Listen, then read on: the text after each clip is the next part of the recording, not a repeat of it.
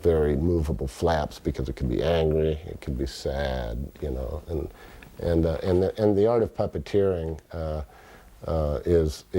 is acting. It's acting through a puppet, and the puppeteers did a very good job in you know, communicating their emotions through the puppets. When you actually started working on it, how did you break down the script to decide, okay, well, this is how many we're going to need? I mean, Well, you know, I did that when the day I got the script on a Friday. When I turned it in Monday, that was done. I had just come off this little project with the PAL robot, and so I just basically embellished what we had done on that.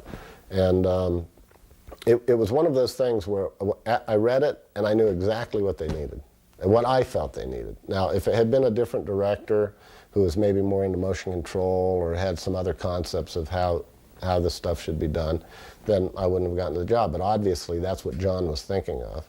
And I honestly, when I look back at that proposal that I did for the first 2 days after reading the script, I mean, it's really almost exactly what we did. There was very little change from that. Every element, I had broken down the amount of insert arms, the amount of robots we'd need, the amount of stunt robots, where you'd use them. And not just gave examples, but went through every scene and said, this part, you know, like a screenplay having a beginning, middle, and an end, so does a scene, and so does, you know, a sentence, really. And any particular scene or group of shots in the film has a beginning, middle, and the end. And usually you start with the big guy at the beginning, the robot, and in the middle you have the puppet, and somewhere in between you go for ultra close-ups with puppet heads and insert arms, and then you're leaving the scene mid to full figure again. And so I would give an example for each scene in the movie how I thought it would work. And we didn't follow that verbatim, certainly, but it definitely, by the time you read half of that, you probably said, okay, I get the point, you know. And that's where that came from, really, that breakdown. How does it feel to know that your work on this film is still being used in designs today? Well, it's really very gratifying. I mean, you know, it's funny because if you look at the PAL robot, if you look at number 5, and if you look at a robot that I've done since then, Miles, which is one of my creations, people who aren't real fans of the film might say, boy, that sure looks like, is that number 5? Well, basically, if you were an alien and you came to Earth and you saw a lot of humans, you'd think, well, they all look alike. We all have 2 eyes, we all have a head, we all have ears, mouth, arms. And so I think a lot of that is is sort of destiny. It's not that I created robots that are still being used today in terms of the design, but that's just a natural evolution. I was just one of the first ones to make something that was so widely seen. I can tell you, to this day, I get a lot of email, and you know, I'm just like starting a website that is, I don't have it linked to anything, so it's kind of hard to find, actually. But the fans find it, you know, and I get probably 10–15% of my able are people telling me what a big fan they are of the movie, and several, you know, who are young adults now, say that it really gave them the inspiration for their careers. There's many robotic scientists out there who are emerging, who will be creating the real robots that we'll use in the future, that were big fans of the film, and that influenced them to move in that direction, and that I'm very proud of. I've met a lot of those people and have email conversations with them, and I think it's really neat that I had a positive influence on some people's lives in that way. How much did number 5 actually cost? To build number 5, it was $1.2 million to build all of the props, and that was in 1984 money, which was pretty cost effective. I mean, we didn't have a big pile of parts we didn't use, you know.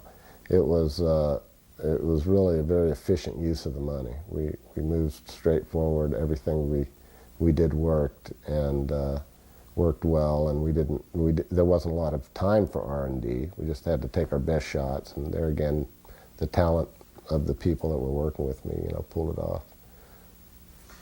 What or who influences you? Well, my dad had a big influence on me. He was a very brilliant man. He's invented a lot of stuff in his day that, you know, we all still use. The little numbers on your check. He created that system. He worked on the first computer that was ever in the banking industry, IRMA, for General Electric. He was the memory designer. And he was a big influence on my life. I wasn't ever very good in school.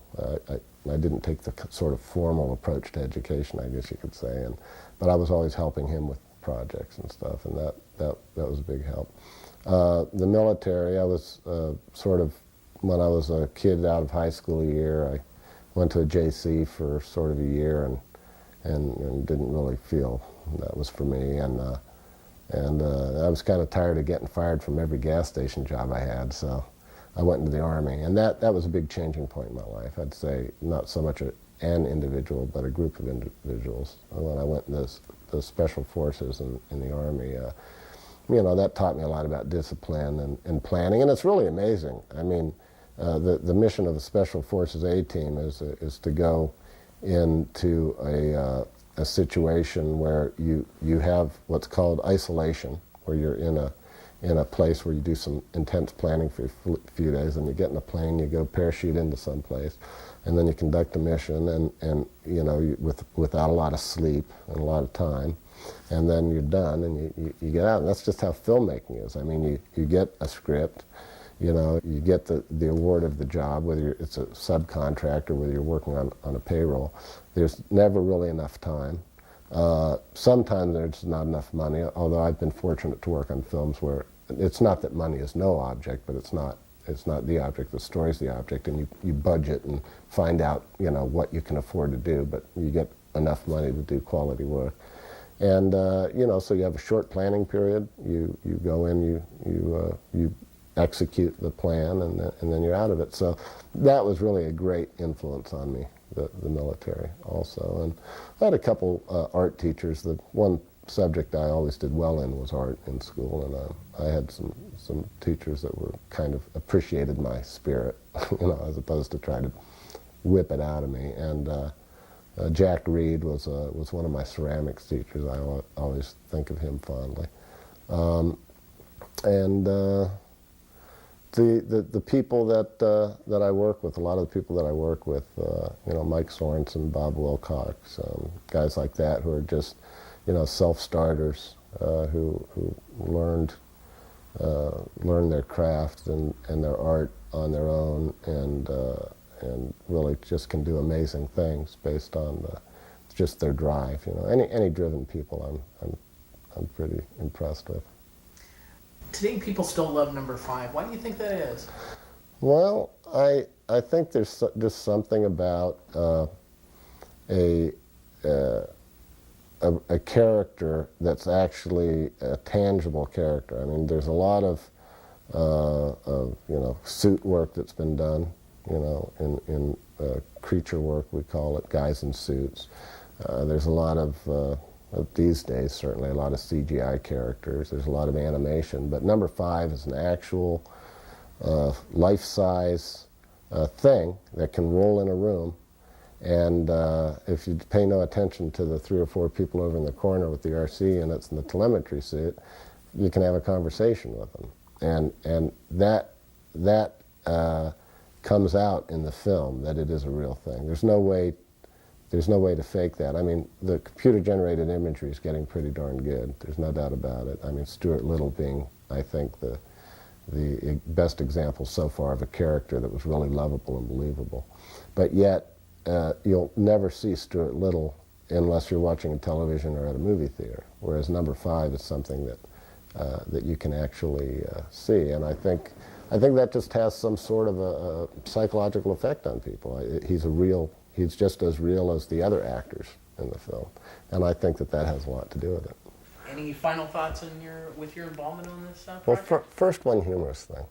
I remember when we first started shooting, it was raining for like 2 weeks, and it was just sort of drizzling, and we were all sort of amazed how well the thing worked in the rain. You wouldn't take your television out in the rain, so we were pleased. And but it was sort of one day, it was just a little too much moisture, and we were, you know, the thing was sort of acting funny, and I was just thinking,